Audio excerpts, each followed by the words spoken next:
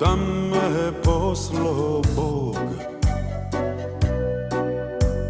Nikoga više ovdje ne znam, kaže mi, reci gdje su nam prijatelji svi.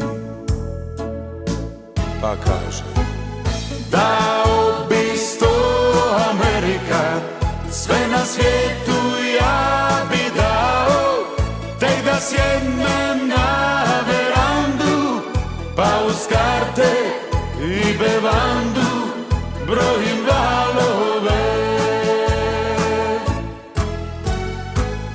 Dao bi 100 Amerika, sve na svijetu ja bi dao, tek da sjednem